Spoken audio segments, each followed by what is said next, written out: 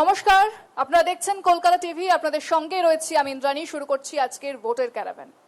মুর্শিদাবাদ মানেই ইতিহাস, শুধু নবাবী আমলের ইতিহাস নয়, রয়েছে গৌড় রাজাদের ইতিহাস। তাদের প্রাসাদের ধ্বংসাবশেষ বিভিন্ন জায়গায় ছড়িয়ে ছিটিয়ে রয়েছে। আরো অনেক অধ্যায় রয়েছে যার সঙ্গে মিশে গেছে বাংলার ইতিহাস। যেমন আজ আমরা বসে রয়েছি সাগর দিঘিতে। বলা হয় সাগর দিঘিতে একসময় পাল রাজাদের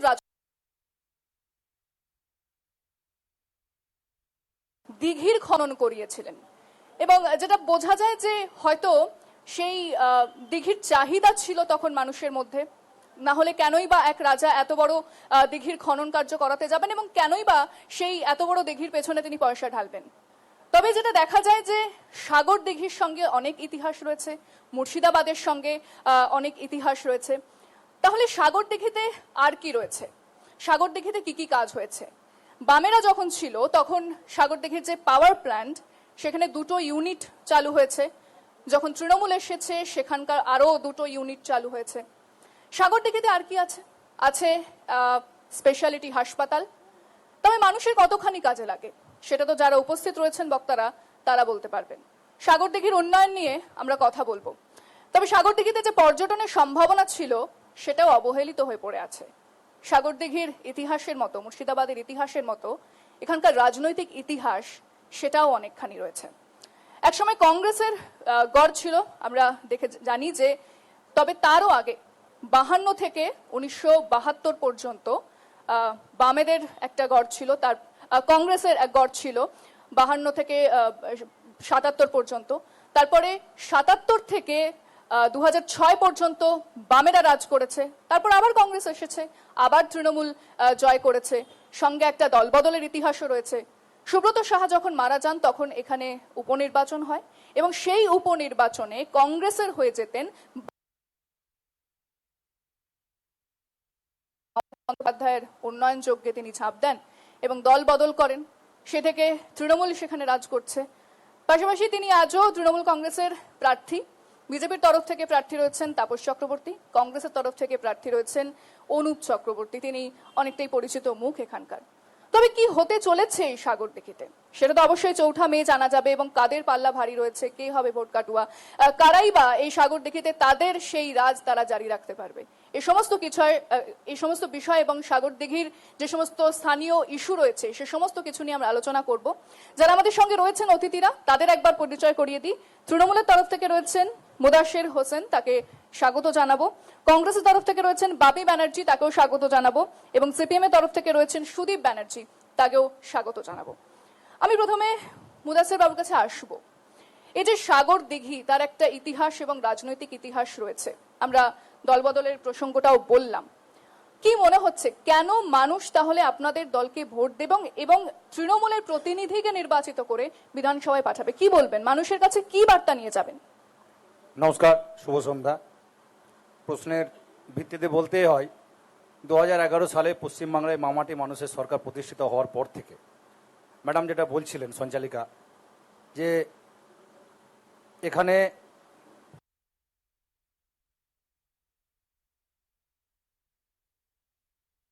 হয়নি। প্রথমে বলবো যে সাগরদিঘিতে যে উন্নয়ন হয়েছে, পরিকাঠামোর উন্নয়ন যদি দেখা হয়, আপনি দেখবেন প্রত্যেকটা গ্রামের সঙ্গে প্রত্যেকটা গ্রামের এবং প্রত্যেকটা যে প্রত্নতাত্ত্বিক ভগ্ন অবস্থায় যে সমস্ত স্থানগুলো ছিল, সাগরদিঘি যে ঐতিহাসিক নিদর্শন সবার প্রত্যেকটার সঙ্গে প্রত্যেকটার কানেক্টিভিটি হয়েছে। সাগরদিঘির প্রত্যেকটা গ্রামে গ্রামে রাস্তাঘাট, বিদ্যুতের সমস্যা এই মুহূর্তে নেই, পানীয় জলের সমস্যা নেই। পাশাপাশিভাবে এটা বলতে চাইছি যে ব্যক্তিগত স্তরে একটা মানুষ একটা বাড়িতে একটা শিশু জন্মগ্রহণ করার পরে, জন্ম হলেই শিশু সাথী, মৃত্যু হলে সমব্যথী, একটা মানুষের জীবনে চলার পথে যা যা সুযোগ সুবিধা দরকার, আমি ব্যাখ্যা করে বলছি না, সমস্ত সুযোগ সুবিধায় মামাটি মানুষের সরকার দিয়ে থাকেন। আমরা সেটা সবাই ভোগ করছি। ছাত্রছাত্রীরা আমরা বিভিন্ন রকম সুযোগ সুবিধা পাই। এই জায়গায় দাঁড়িয়ে যে দলবদল এই বিষয়টা বললেন, সুব্রতবাবু মারা যাওয়ার পরে 11 সালে উনি সাগরদিঘি বিধায়ক নির্বাচিত হওয়ার পরে উনি মন্ত্রী ছিলেন। সাগরদিঘির প্রভূত উন্নয়ন হয়েছে। সাগরদিঘিতে সুপার স্পেশালিটি হাসপাতাল থেকে শুরু করে যে পরিকাঠামো উন্নয়নের কথা বললাম, রাস্তাঘাট, বিদ্যুৎ, পানীয় জল, বিভিন্ন জায়গায় সৌর বিদ্যুতেরও ব্যবস্থা করা হয়েছিল কিছু কিছু ক্ষেত্রে। বিশেষ করে বলবো সাগরদিঘি সুপার স্পেশালিটি হাসপাতাল, এখানকার কর্মতীর্থ, এখানকার কিষাণ মান্ডি, এখানকার এফসিআই গোডাউন থেকে শুরু করে পরিকাঠামোর ক্ষেত্রে মানুষের দৈনন্দিন চাহিদার মধ্যে ব্যবসা বাণিজ্যর উন্নতি করার জন্য যা যা দরকার সেই সমস্ত আচ্ছা, গ্রাম থেকে আপনারা যা করেছেন তার উপর ভিত্তি করে মানুষ আপনাদের ভোট দেবে, তাই তো? অবশ্যই। এবং দলবদলের প্রশ্নে আসি, হ্যাঁ, পরে আসবো, এই প্রসঙ্গে পরে আসবো। তবে আমি কংগ্রেসের প্রতিনিধির কাছে যাব। আপনাদের কেন ভোট দেবে মানুষ, কি বলবেন? নমস্কার, ধন্যবাদ। আজ কলকাতা টিভিকে একটা বহুল প্রচারিত এবং অত্যন্ত জনপ্রিয় চ্যানেল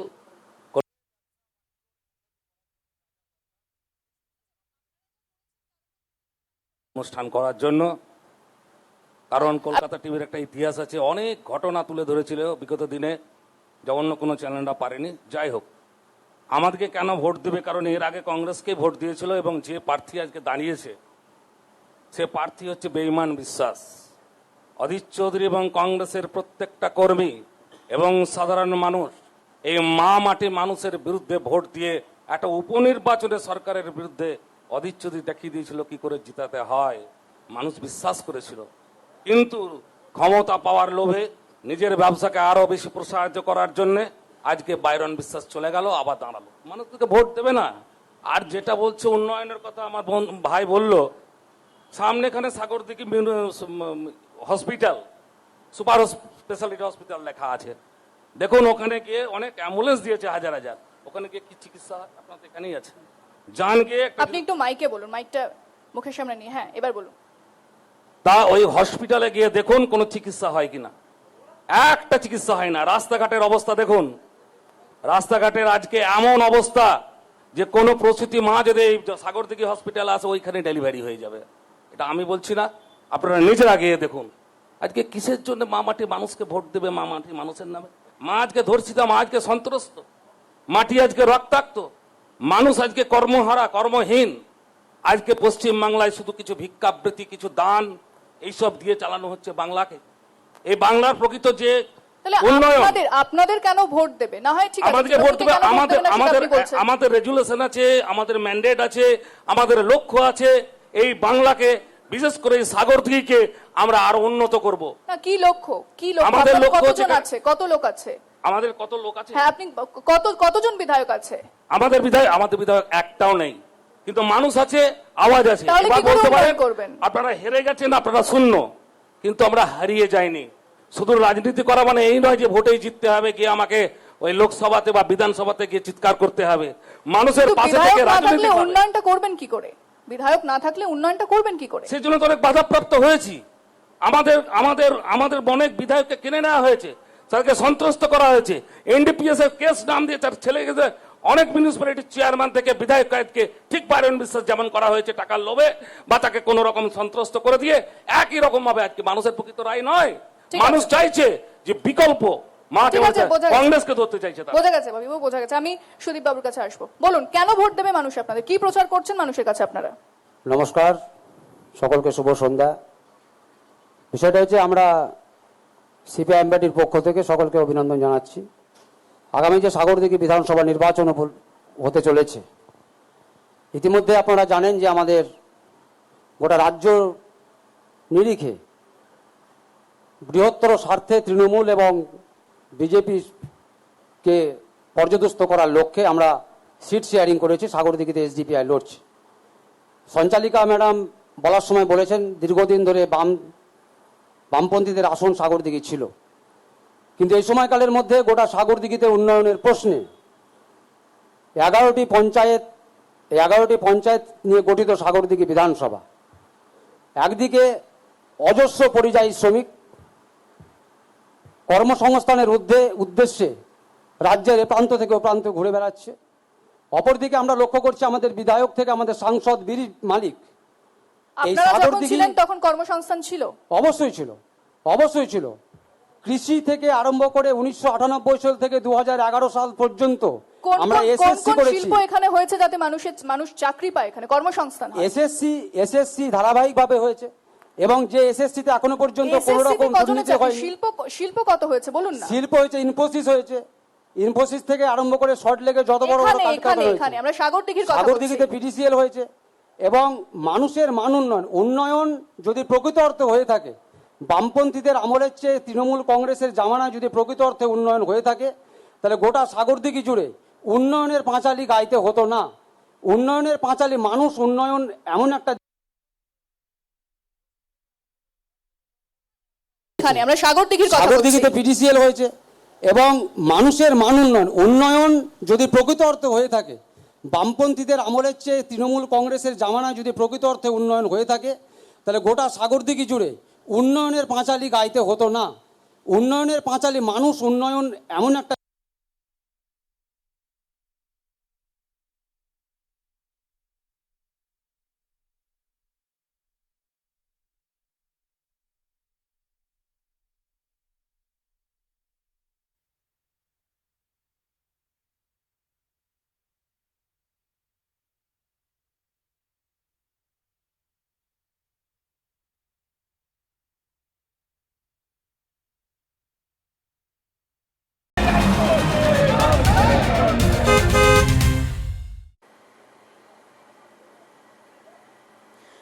কিছু টেকনিক্যাল ইস্যুর জন্য আমাদের বিরোধীতে যেতে হয়েছিল, তবে আমরা আবারও আলোচনায় ফিরে এসেছি। আমরা সিপিএম প্রতিনিধির সঙ্গে কথা বলছিলাম, তার কাছেই জানবো যে কেন মানুষ সিপিএম কে ভোট দেবে এবং কেন তারা মানুষের কাছে কি প্রচার করছে, তার কাছে জানবো।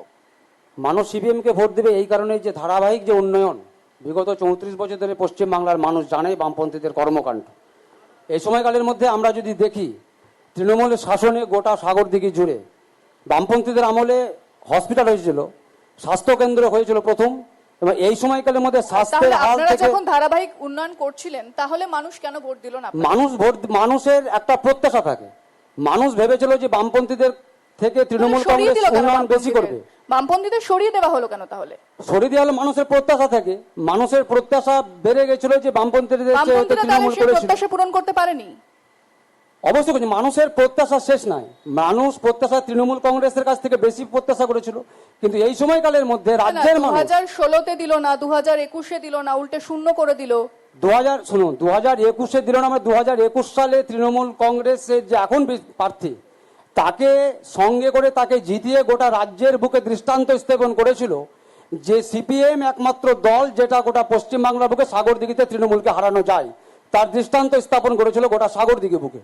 এই সময়কালের মধ্যে নৈতিকতার বা উন্নয়নের প্রশ্নে তৃণমূল কংগ্রেসের উন্নয়নের কথা দূরে থাক, গোটা সাগর দিঘির বুকে ভোট চাওয়ার নৈতিক অধিকার এই কারণে নাই।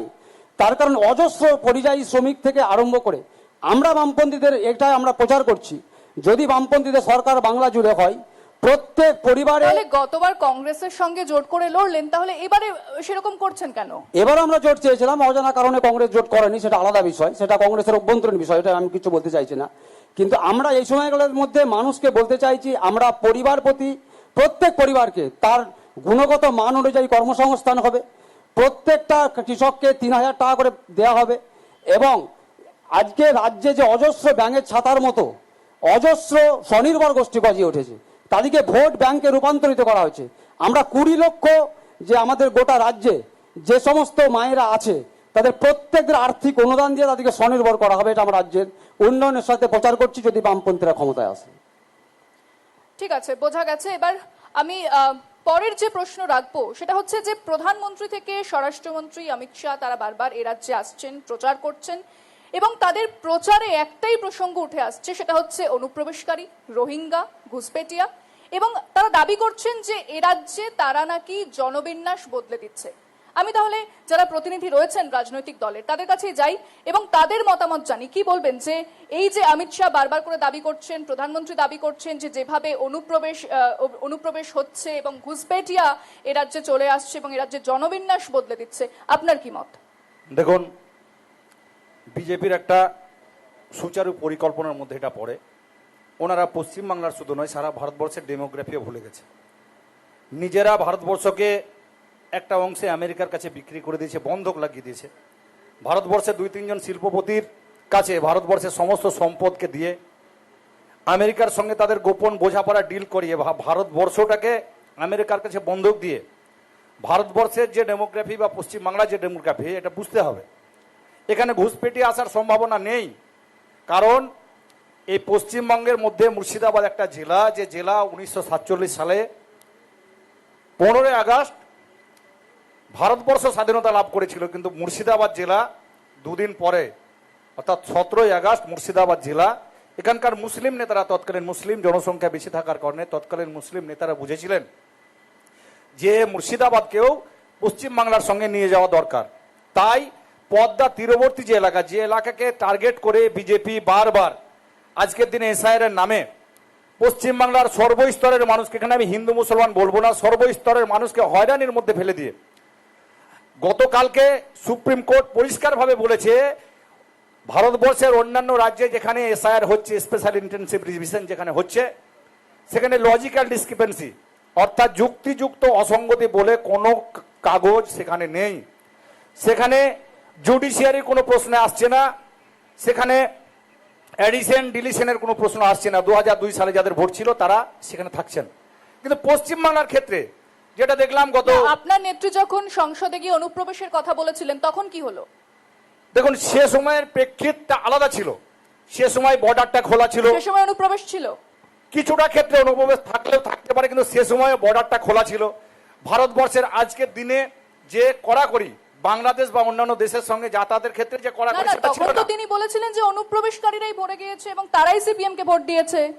সিপিএম কংগ্রেস নয়, তখন অনুপ্রবেশকারী থাকার সম্ভাবনা ছিল। এবং আপনারা দেখে থাকবেন, দাদা বলছিল সুদীপ দা, যে বামফ্রন্টের আমলে অনেক উন্নয়ন হয়েছে। উন্নয়ন কিন্তু হয়নি। একটা সাইন্টিফিক্যালি বাংলার মানুষকে, বাংলাকে প্রহসনে রূপান্তরিত না, না, করে, উন্নয়নের যখন কথা নয়, অত্যাচার অনুপ্রবেশের করে, কথা হচ্ছে, অনুপ্রবেশের কথা হচ্ছে। অনুপ্রবেশের ক্ষেত্রে অত্যাচার করে বুথে বুথে ভুয়ো ভোটার ঢুকিয়ে দিয়ে পশ্চিমবাংলায় জোর করে সিপিএম ক্ষমতায় দেখেছে। এবং সেটা 2011 সালে দেখেছেন মানুষ। তো সেগুলো সব অনুপ্রবেশকারী ছিল।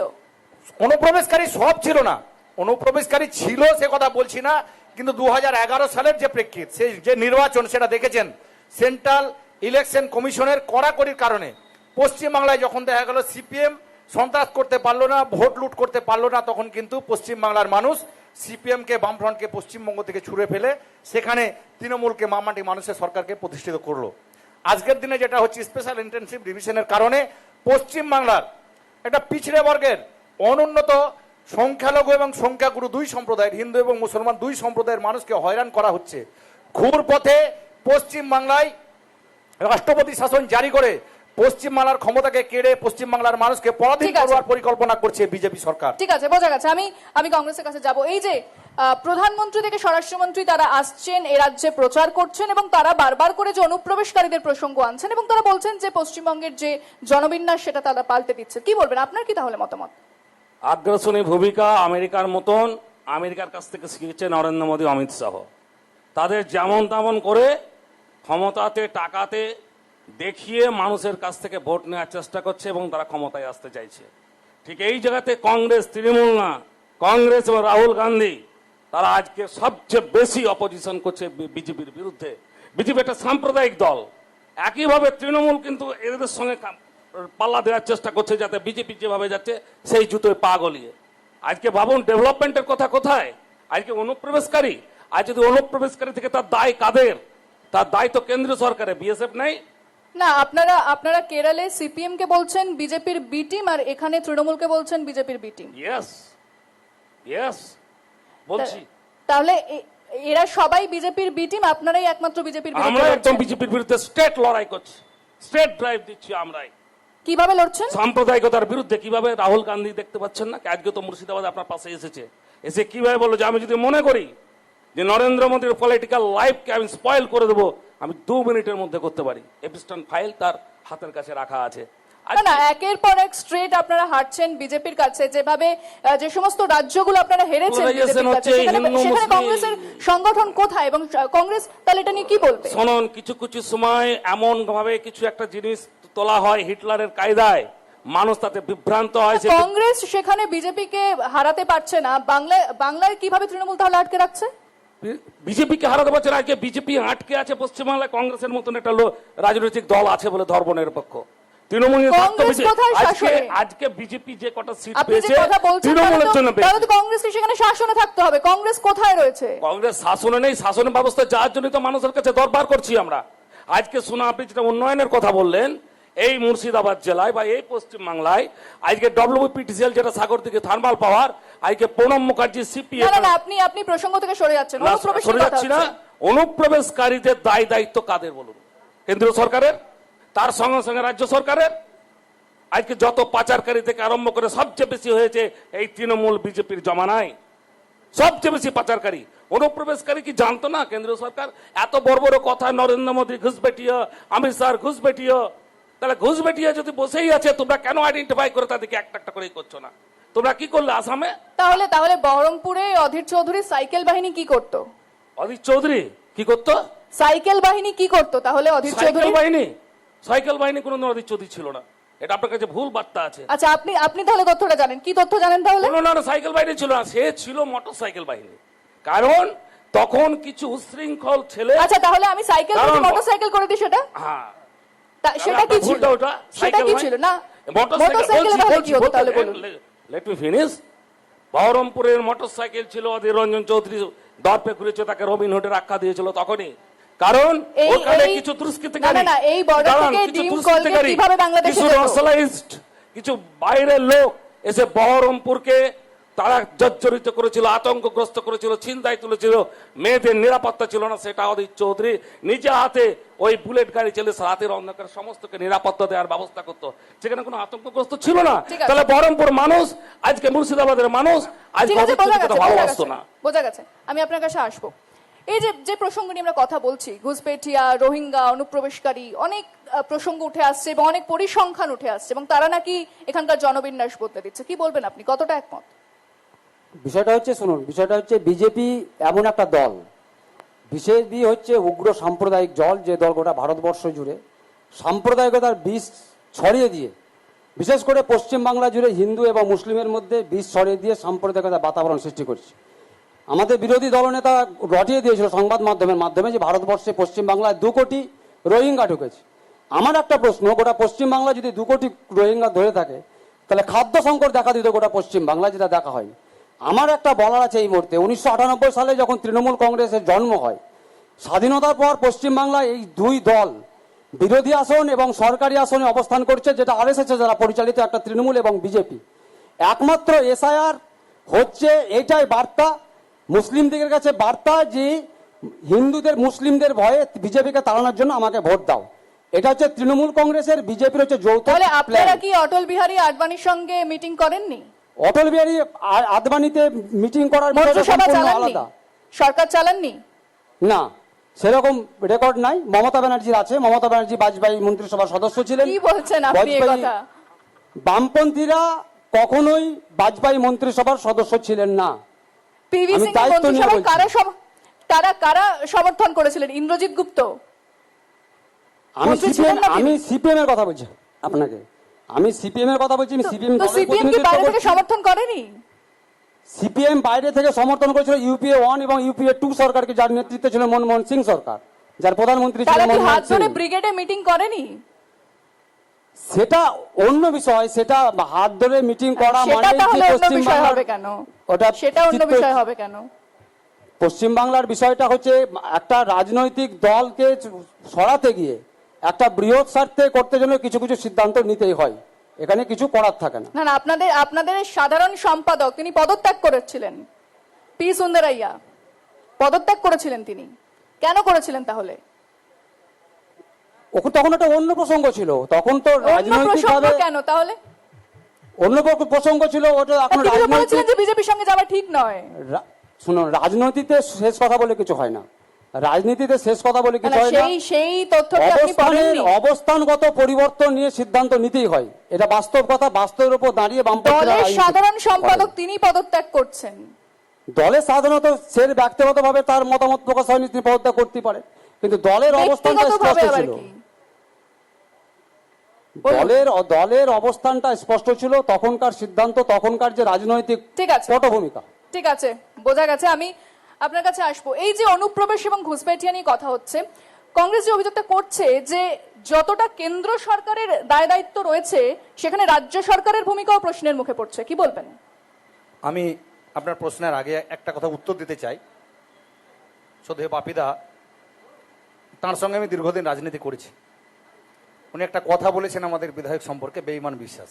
এই জায়গাটা আমি পরিষ্কার করতে চাই যে 2021 সালে সারা বাংলায় যখন মামাটি মানুষের বাংলা আবার নিজের মেয়েকে চাই স্লোগান দিয়ে সারা বাংলার মানুষ ঝেঁপে তৃণমূল কংগ্রেসকে ভোট দিয়ে বাম কংগ্রেস জোটকে ভোট কাটুয়া জোটকে বলবো, একটা ভোট কাটুয়া জোট যারা বিজেপির তৃণমূল সংখ্যালঘু ভোট, তৃণমূলের ভোট কেটে বিজেপিকে ক্ষমতায় নিয়ে আসার চেষ্টা করছিল, সেই ভোট কাটুয়া জোটকে ধূলিসাৎ করে দিয়ে সারা বাংলায় যখন তারা শূন্য 2023 সালে আমাদের প্রয়াত সম্মানীয় বিধায়ক মন্ত্রী সুব্রত সাহা মহাশয় পরলোক গমন করলেন, তারপরে কংগ্রেস খুঁজতে শুরু করলো ভাবমূর্তি কার আছে, ক্যারিশমা কার আছে, যে সাগরদিঘির উপনির্বাচনে জিততে পারে। এরকমটা মানুষকে কংগ্রেস পার্টি খুঁজছিল, কংগ্রেসের নিজের কিছু ছিল না। সাগরদিঘিতে কংগ্রেসের ভোটে বাইরন বিশ্বাস নির্বাচিত হয়নি, বাইরন বিশ্বাস নির্বাচিত হয়েছিল সাগরদিঘির মানুষের ভোটে। এটা একটু বলে নিয়ে তারপর আপনার কথার উত্তরে যাব। তখন ভাবমূর্তি খুঁজতে গেলে জিট চ্যারিটেবল সোসাইটি বলে একটা সোসাইটি আছে সারা বাংলায়, তাদের এবার দান আছে। প্রসঙ্গে আসুন। প্রসঙ্গটা শেষ করি। না প্রসঙ্গে আসুন, যে প্রশ্ন করা হচ্ছে সেটা উত্তর দিন। জিত চ্যারিটেবল সোসাইটির কর্ণধার বাইরন বিশ্বাসকে সাগরদিঘিতে ভোটে দাঁড় করায়। বাইরন বিশ্বাস ব্যক্তিগত কেরিশমায় সাগরদিঘিতে জিতে এবং তিনি তখন বলেছিলেন যে আমি সাগরদিঘির প্রভূত উন্নয়ন করব। উনি যখন দেখলেন বিধায়ক হওয়ার আপনি পরে, প্রসঙ্গে আসছেন না, প্রসঙ্গে বিধায়ক হওয়ার পরে প্রশ্ন করা হচ্ছে সেটা উত্তর দিন। রাজ্য সরকার, আপনি বললেন না এই ওনারা বলছেন যে ঘুষপেটিয়ার জন্য ঘুষপেটিয়ার জন্য রাজ্য সরকারের কি ভূমিকা এই জায়গায়।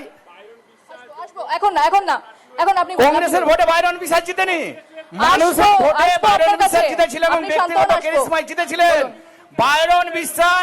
বাইরন বিশ্বাস কোনোভাবেই মানুষের ভোটে জিতেছিলেন, ব্যক্তিগত কেরিশমায় জিতেছিলেন। তার পরবর্তী ক্ষেত্রে দাদা যেটা বললো বেঈমান বিশ্বাস, বাইরন বিশ্বাসের প্রসঙ্গে আমরা প্রসঙ্গ কথা নয়, বলছি এখানে না। বেঈমান বিশ্বাস বলা হয়েছে, উত্তর দিতে হবে। না উত্তর দিতে আমরা হবে। কথা বলছি ঘুষপেটিয়া নিয়ে। ঘুষপেটিয়া বলছি, রাজ্য সরকারের কি ভূমিকা রয়েছে? উত্তর রাজ্য দিতে হবে। সরকারের কি ভূমিকা বেঈমান রয়েছে? বিশ্বাস বলা হয়েছে, কংগ্রেস যখন শূন্য, কংগ্রেসকে বাঁচিয়েছে বাইরন বিশ্বাস। বাইরন বিশ্বাসের ভাবমূর্তিকে কাজে লাগিয়ে বাংলায় কংগ্রেসকে প্রাসঙ্গিক করে তুলেছে বাইরন বিশ্বাস। সেই মানুষটাকে অপশব্দ ব্যবহার করা যাবে না, যায় না। আমরা পরে এই প্রসঙ্গে আসবো। আপনি প্রথমে আমার প্রশ্নের উত্তর দিন, অনেকক্ষণ ধরে আপনাকে বলছি আমি। আপনি ওনার কথা এখন উত্তর দেবেন না, ওনার কথা যাবো, তখন শোনা হবে। ঘুষপেটিয়ার ক্ষেত্রে আমি যে কথা বলেছি, কেন্দ্র সরকারের সম্পূর্ণরূপে দায়িত্ব আছে, কারণ বর্ডার পাহারা দেয় কেন্দ্র সরকার। যদি ওপার থেকে বা এপার থেকে আপনি শ্রীলঙ্কা বলুন, বাংলাদেশ বলুন, পাকিস্তান বলুন, যে কোনো দেশ থেকে বলুন, চীন বলুন, যদি ভারতবর্ষে অনুপ্রবেশ হয় তার দায়িত্ব সর্বতভাবে কেন্দ্রীয় সরকারের। কিন্তু সুদীপদা বলছেন রাজ্য সরকারের। রাজ্য সরকারের কাজ কি আছে? রাজ্য সরকারের কাজ, যদি কোনো অনুপ্রবেশকারী ঢোকে সরকারের কাছে খবর যায়, পুলিশ তাকে ধরবে, জেলখানায় পাঠাবে, বিচারাধীনের ব্যবস্থা নিয়ে আসবে। আপনি তথ্য পরিসংখ্যান দিয়ে বলুন তো, এই 2011 সাল থেকে 2025 সালে কত বাংলাদেশে ধরা পড়েছে? আমাদের একটা বিরতির সময় হয়ে গেছে, ফিরছি বিরতির পর, সঙ্গে থাকুন।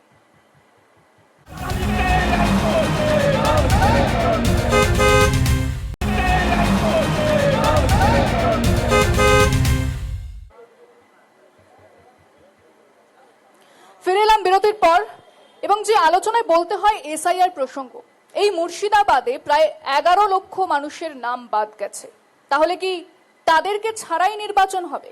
তারা নাগরিক নন, তাদের যে বৈধতা নিয়ে বারবার প্রশ্ন আসছে, তাহলে তারা তো এর আগেও ভোট দিয়েছেন, তাহলে তাদের কি হবে, তাদের ভবিষ্যৎ কি? আমি আসবো আপনার কাছে যে এই যে 11 লক্ষ মানুষের নাম বাদ গেছে এই মুর্শিদাবাদে, তাহলে তাদেরকে ছাড়াই নির্বাচন হবে, কি বলবেন? 11 লক্ষ নয় ম্যাডাম, 1 মিনিট সময় আছে। 11 লক্ষ লোকের নাম কিছু এডিশনে এসছে, সাপ্লিমেন্টারি লিস্টে কিছু এসছে, তথ্যটা একটু দেখে নেবেন। বাদ গিয়েছিল, এখন এসেছে নাম, এসেছে।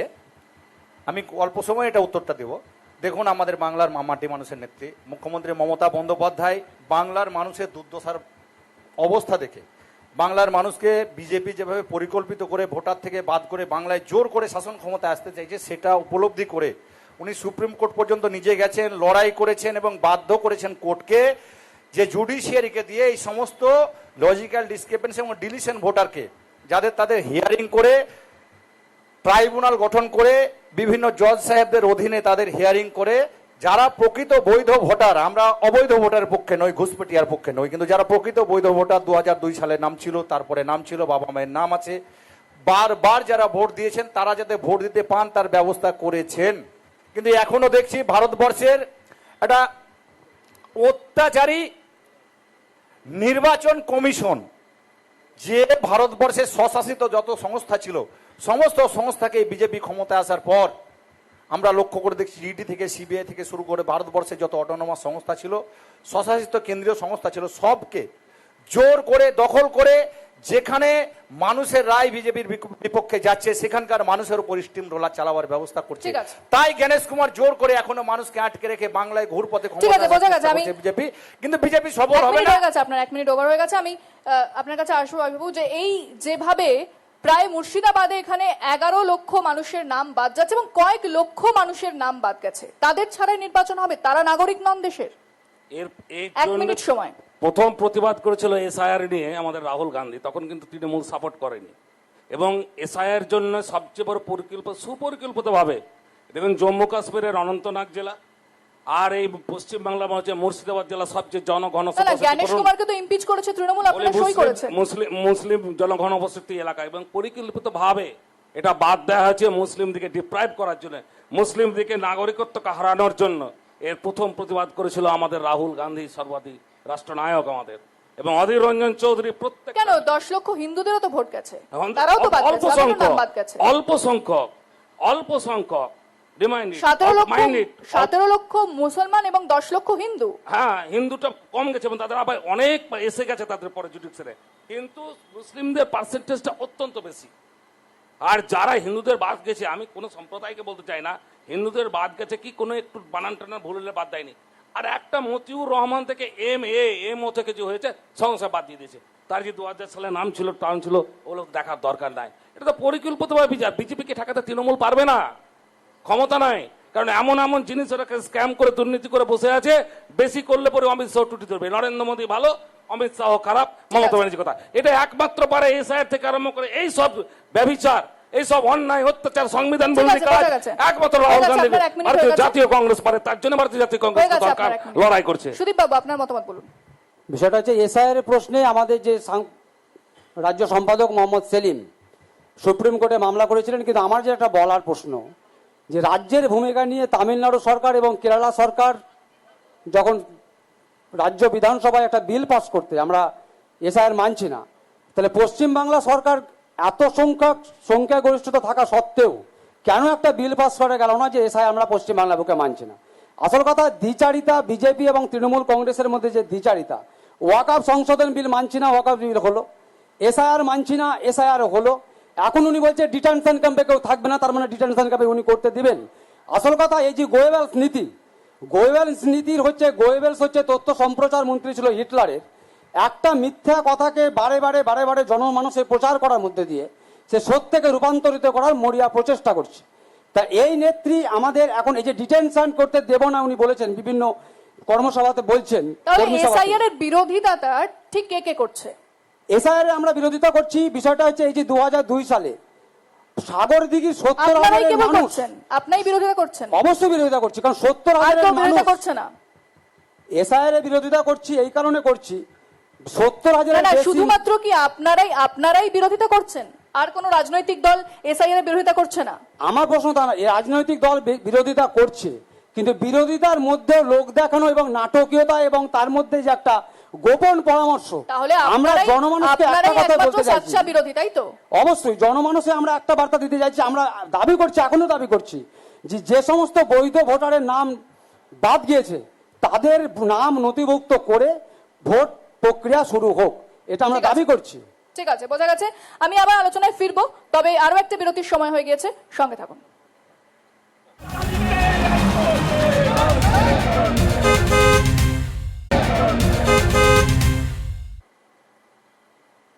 ফিরে এলাম বিরতির পর। আমি যাব যারা অনুষ্ঠান শুনছেন এতক্ষণ ধরে তাদের কাছে যাব, তাদের বেশ কিছু প্রশ্ন রয়েছে। বলুন কে প্রশ্ন করছেন এবং কার কাছে প্রশ্ন রয়েছে স্পেসিফিকলি বলবেন। আমি আমার প্রতিনিধি কল্যাণ চন্দ্রকে বলবো মাইক্রোফোন দিতে। হ্যাঁ বলুন। নমস্কার, কলকাতা টিভিকে ধন্যবাদ আমাকে কথা বলার। একটু জোরে বলুন এবং মাইকটা সামনে নিয়ে বলুন। কলকাতা টিভিকে ধন্যবাদ আমাকে কথা বলতে দেওয়ার জন্য। আপনি অনুপ্রবেশকারীর জন্য যে প্রশ্ন করলেন আমাদের পরিচিত শান্ত দাদার কাছে, আমি বলি 1998 সালে তখন আপনার প্রশ্ন কি? প্রশ্ন করুন। ঘুষপেটি নিয়ে আমি কথা কিছু বলতে চাই। না, কথা হয়ে গেছে, আলোচনা হয়ে গেছে, প্রশ্ন করুন।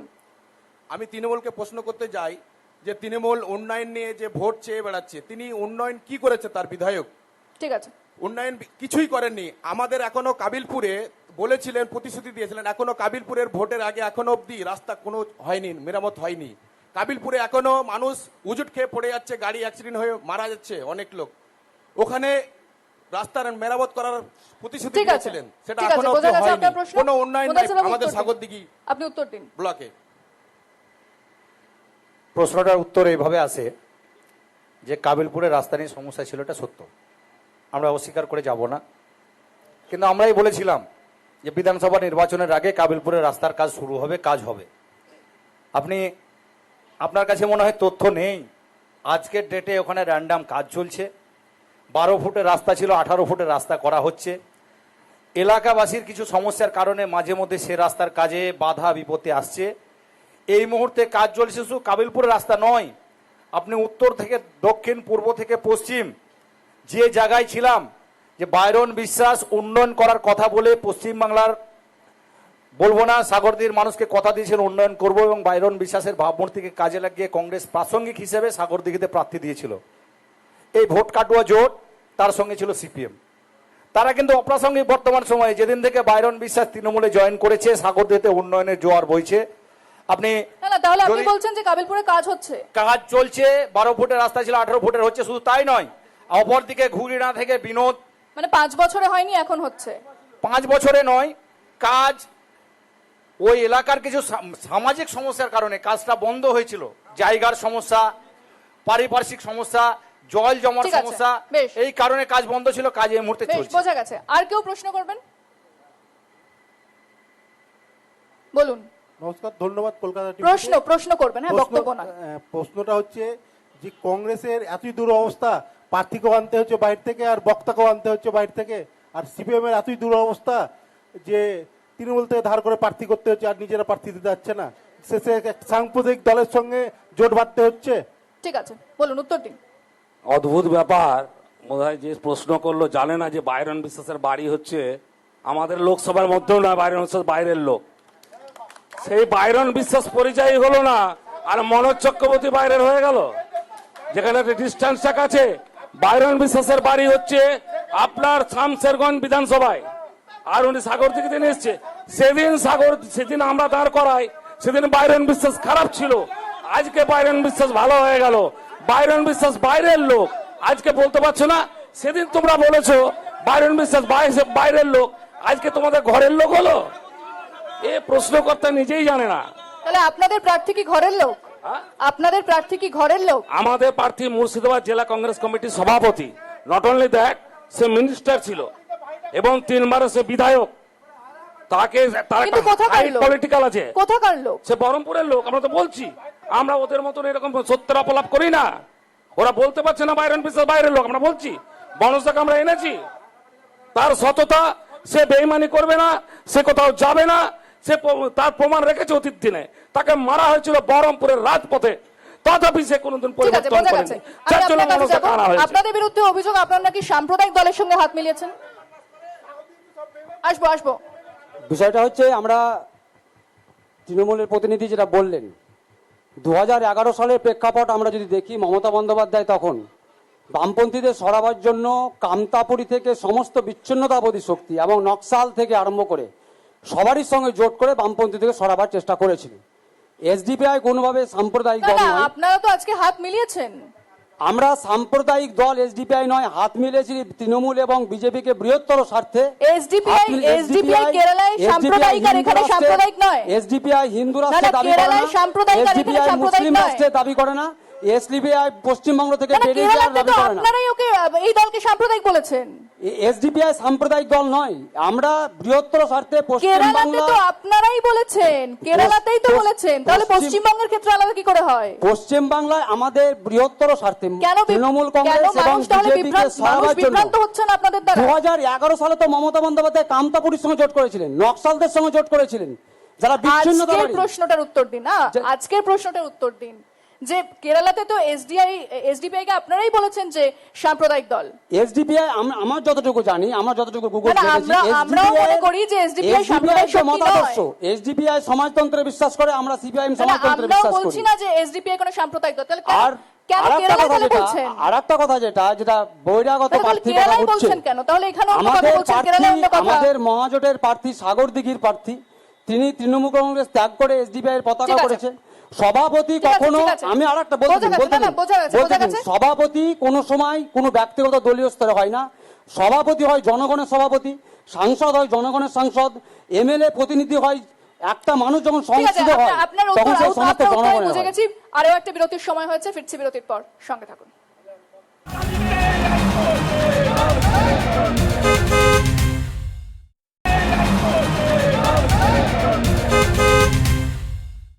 বলুন বলুন বলুন বলুন। নমস্কার, কলকাতা টিভিকে ধন্যবাদ। আমি শাসক দলের যিনি প্রতিনিধি আছেন তেনার কাছে কয়েকটি প্রশ্ন উত্থাপন করতে চাই। সাগরদিঘিতে সুপার স্পেশালিটি হসপিটাল হয়েছে, উন্নয়নের বিশাল ফানুস তৈরি করা হয়েছে। পাশেই যে সাগরদিঘি হসপিটাল গ্রামীণ হসপিটাল ছিল, ছোট প্রশ্ন করবেন না। কয়েক কোটি টাকা ব্যয়ে সেই হসপিটাল নির্মিত হয়েছিল, এখন সেটা গোয়াল ঘরে পরিণত হয়েছে। তার কি সুব্যবস্থা হয়েছে? সারা রাজ্য জুড়ে যে 8,000 প্রাইমারি স্কুল বন্ধ হয়ে গেছে, সেদিকে রাজ্য সরকার ঠিক কি আছে। দিশা দেখাতে আমরা চাইছে? সাগরদিঘির আপনি যে প্রশ্নটা করলেন সেটাতে আসবো। বলুন, উত্তর দিন, উত্তর দিন। আলো আসলে অন্ধকার সরে যায়। লেবুদা যে কথা বললে, উনি ভালো কমরেড। সোজা কথায় উত্তর দিচ্ছি। সাগরদিঘি সুপার স্পেশালিটি হাসপাতাল যখন তৈরি হয়েছে, তার যে পরিকাঠামো, তার যে চিকিৎসা ব্যবস্থা, গ্রামীণ হাসপাতাল যেটা ছিল তার চিকিৎসা পরিকাঠামো, তার চিকিৎসা ব্যবস্থা, তার ডিফারেন্স আছে। সে জায়গায় দাঁড়িয়ে সাগরদিঘি গ্রামীণ হাসপাতালের জমিতেই সাগরদিঘি সুপার স্পেশালিটি হাসপাতাল তৈরি হয়েছে। ঠিক যেমন জঙ্গিপুরে দেখবেন, জঙ্গিপুর সাব ডিভিশন হাসপাতালের জমিতেই জঙ্গিপুর সুপার স্পেশালিটি হাসপাতাল তৈরি হয়েছে, এবং জঙ্গিপুর সাব ডিভিশনাল হাসপাতাল, সুপার স্পেশালিটি হাসপাতাল দুটো পার্টে কাজ করছে, কিন্তু একসঙ্গে কাজ করছে। স্বাভাবিকভাবে সাগরদিঘি গ্রামীণ হাসপাতাল বন্ধ হয়ে গেছে। করা হলো কেন? এখানকার বিল্ডিংটাকে অকেজো করে ঠিক দেওয়া আছে, হলো কেন? আপনার প্রশ্ন আমরা অকেজো করার যে পরিকল্পনা, সে পরিকল্পনা গ্রহণ করা হয়েছে, আপনি সেটা জানেন, সবাই জানে সেই জায়গাটাকে কিভাবে কাজে লাগানো যায় এবং চিকিৎসা পরিবেশটা মানুষকে অন্ধকারে রেখে করা আগামী দিনে জঙ্গিপুর জেলা যদি তৈরি হয়, সাগরদিঘি একটা উল্লেখযোগ্য প্রশাসনিক ক্ষেত্র হবে, এটা সবাই জানে, আমিও জানি, আপনিও জানেন, সবাই জানেন। সে জায়গায় দাঁড়িয়ে যে সরকারি সম্পত্তি সাগরদিঘির আছে, সেই সমস্ত জায়গাকে কাজে লাগিয়ে, এবং আমাদের বিধায়ক মাননীয় গতকালকে আমরা আমাদের সরকারের সঙ্গে কথা বলে, আমাদের উচ্চ নেতৃত্বের সঙ্গে কথা বলে একটা ঘোষণা করেছি, সাগরদিঘিতে উন্নত মানের মাদার অ্যান্ড চাইল্ড হাব সাগরদিঘিতে আমরা একটা তৈরি করব। আগামী নির্বাচনের পরে আমরা নির্বাচিত হব, এটা নিশ্চিত, এবং সরকার তৃণমূল কংগ্রেসের হবে। তারপরে দেখবেন সাগরদিঘিতে মাদার এবং চাইল্ড হাব তৈরি হবে ওই জমির উপর। বোঝা গেছে। আর কেউ প্রশ্ন করছেন এদিকে? আচ্ছা, বলুন বলুন। আমার তৃণমূল প্রতিনিধির কাছে প্রশ্ন। উনি একটা কথা বললেন কিছুক্ষণ আগে যে উপনির্বাচনের সময় যে জোটের প্রার্থী হিসেবে জেতেননি, তার জন্য ব্যক্তিগতভাবে জিতেছেন তিনি। তার মানে কি এটা বোঝাতে, এক নম্বর বোঝানো গেল যে তার দলে সেরকম কোনো মুখ ছিল না, একটা কথা। আর দ্বিতীয় প্রশ্ন, সাগরদিঘির মানুষকে তিনি অপমানিত করছেন যে তারা রাজনৈতিক সচেতন নয়। এই জায়গাটা আপনাকে কে এই অধিকারটা দিল যে সাগরদিঘির জনগণকে আপনি শুধুমাত্র বাইরের নামটা শুনে বা শিল্পপতি নাম শুনে ভোট দিয়েছে, তাদের রাজনৈতিক সচেতনতা ছিল না। এইভাবে সাগরদিঘির জনগণকে অসম্মানিত করার অধিকার আপনাকে কে দিল? ঠিক আছে, আপনি উত্তর দিন। আমি উত্তরটা দিচ্ছি। প্রশ্নটা এসেছিল, এখানে কংগ্রেসের যিনি প্রতিনিধি আছেন আমার দাদা বাপি চ্যাটার্জি, ওনার ভালো নাম জানেন না আপনারা, জয়ন্ত চ্যাটার্জি, উনি বলেছিলেন বেঈমান বিশ্বাস, অজয় চ্যাটার্জি। সেই প্রেক্ষিতে আমি উত্তর দিয়েছিলাম যে সাগরদিঘিতে নয়, সারা পশ্চিম বাংলায় যখন বাম কংগ্রেস জোট শূন্য, বাংলায় যখন তারা প্রাসঙ্গিক হওয়ার জন্য চেষ্টা করছে, সে জায়গায় দাঁড়িয়ে একজন মানসিক এবং সামাজিক স্বীকৃতি আছে এইরকম, এবং যার নিজস্ব ব্যক্তিগত ক্যারিশমা আছে, এরকম কোনো ব্যক্তিকে খুঁজে সাগরদিঘির উপনির্বাচনে দাঁড় করিয়ে বাম কংগ্রেস জোট সারা বাংলায় প্রাসঙ্গিক হতে চেয়েছিল। সে ভাবমূর্তি বাইরন বিশ্বাসের ছিল। বাইরন বিশ্বাস নিজের ক্যারিশমাতেই সাগরদিঘির মানুষের ভোট নিয়ে জিতেছিলেন। বাইরন বিশ্বাসকে বেঈমান বিশ্বাস বলা যাবে না, বাইরন বিশ্বাস এবং ভোট প্রচারে তখনও বাইরন বিশ্বাস বলেছিলেন, আপনারা বাম কংগ্রেস তার সুরে সুর মিলিয়েছিলেন যে সাগরদিঘির উন্নয়ন বাইরন বিশ্বাসের হাত দিয়ে হবে। উনি যখন বুঝলেন যে একাই বিধায়ক থেকে সাগরদিঘির উন্নয়ন সম্ভব নয়, উনি যে সমস্ত প্রতিশ্রুতি সাগরদিঘির মানুষকে দিয়েছিলেন যে সাগরদিঘির প্রভূত উন্নয়ন বাইরন বিশ্বাস করবে, ব্যক্তি বাইরন বিশ্বাস নয়, বিধায়ক বাইরন বিশ্বাস, সেইটাকে মাথায় রেখে উনি তৃণমূল কংগ্রেসে যোগ দিয়েছিলেন। এবং লক্ষ্য করে দেখবেন, বাইরন বিশ্বাস তৃণমূল কংগ্রেসে যোগদান করার পরে যত নির্বাচন হয়েছে সাগরদিঘিতে, পঞ্চায়েত নির্বাচন বলুন, লোকসভা নির্বাচন বলুন, প্রত্যেকটা নির্বাচনে বাম কংগ্রেস ধরাশায়ী হয়েছে। আমরা সাগরদিঘিতে জোর দিয়ে বলতে পারি, গত পঞ্চায়েত নির্বাচনে আপনার অভিযোগ করার অধিকার নেই যে এখানে কোনো অন্যায় অত্যাচার সিপিএম বা কংগ্রেসের উপর হয়েছিল, এটা হয়নি। ঠিক আছে। আমরা এককভাবে 3টা জেলা পরিষদ ঠিক আছে, জিতেছি, বোঝা গেছে, পঞ্চায়েত আপনার সমিতি উত্তর বোঝা জিতেছি, গেছে। 11টা পঞ্চায়েতের মধ্যে আপনার- 10টা জিতেছি। আমরা বাইরন বিশ্বাসের ভাবমূর্তিকে কাজে লাগিয়ে কংগ্রেস নয় তৃণমূলের ভোট বেড়েছে। এটা- বাইরন না, না। বিশ্বাসের ব্যক্তিগত ক্যারিশমায় বাম কংগ্রেস প্রাসঙ্গিক হয়েছে, এখনো আজকের ডেটেও না না না, বাম কংগ্রেস মানুষ এটাও অপ্রাসঙ্গিক দেখলো যে একটা যেখান থেকে রাজনৈতিক দল। নির্বাচিত হয়েছিলেন তিনি অন্য জায়গায় চলে গেলেন এবং যে জোট থেকে হয়েছিলেন তারাও আজকে আলাদা আলাদা হয়ে গেছে। এটা প্রত্যেকটা জিনিসই মানুষ দেখছে। আর কার প্রশ্ন রয়েছে বলুন? শেষ প্রশ্ন, হ্যাঁ এটা শেষ প্রশ্ন, হ্যালো। সংক্ষেপে করবেন। আমার তিনটে প্রশ্ন। প্রথম প্রশ্ন, না একটা প্রশ্ন নেবো, একটা প্রশ্ন। আর ছোট ছোট প্রশ্ন না ছোট না, একটাই প্রশ্ন নিতে পারবো আমরা। তিনটে প্রশ্ন। তিনটে প্রশ্ন নিতে পারবো না, প্রাসঙ্গিক আছে। একটাই প্রশ্ন, সময় নেই। সময় নেই। সাগরদিঘিতে 2011 সালে নতুন সরকার গঠিত হওয়ার পর আজ পর্যন্ত সাগরদিঘি কোন অঞ্চলে নতুন করে কোনো হাই স্কুল স্থাপিত হয়েছে ব্যাস, কিনা? ঠিক আছে, দ্বিতীয় শেষ। কথা, বলুন বলুন। সাগরদিঘি- ঠিক আছে, হয়ে গেছে আপনার হয়ে গেছে, আপনি বলুন উত্তর দিন, উত্তর দিন। অন্য কোনো সময় কলে নেই। ধরো না। আচ্ছা ওনার অন্য থেকে কোনো মাইকটা নিয়ে কলে নেবেন ধরো একটু। না। হ্যাঁ বলুন, উত্তর দিন। দাদা মহেশ জেনে ভুল করছেন। সাগরদিঘিতে যে সমস্ত আপার প্রাইমারি হাই স্কুল ছিল, জুনিয়র হাই স্কুল ছিল, সমস্ত হাই স্কুল হয়েছে এবং যে সমস্ত হাই স্কুল ছিল মাধ্যমিক পর্যায়ে ছিল, সমস্ত হাই স্কুল 11 সালে তৃণমূল কংগ্রেস ক্ষমতায় আসার পরে উচ্চ মাধ্যমিক স্তরে উন্নীত হয়েছে। এবং সাগরদিঘির কলেজটা যাতে সুন্দরভাবে চলে, সাগরদিঘি কলেজটা যাতে সুন্দরভাবে চলে, তার জন্য একটা সুন্দর গার্লস হোস্টেল সাগরদিঘিতে তৈরি হয়েছে। দাদা মনে হয় জেনে ঠিক আছে, না জেনে হয়তো না জানার ভান করছেন ঠিক বা আছে। ভুল করছেন। এবার আমাদের অনুষ্ঠান শেষ করতে হবে। যারা এসেছেন আমাদের সঙ্গে অতিথি ছিলেন তাদের প্রত্যেককে আমি ধন্যবাদ জানাবো। আজকের ভোটের ক্যারাভ্যান সাগরদিঘিতে এবং সেই অনুষ্ঠান আমি শেষ করছি। অন্যান্য খবরের জন্য চোখ রাখতে হবে কলকাতা টিভির পর্দায়। রাত দিন 7 দিন।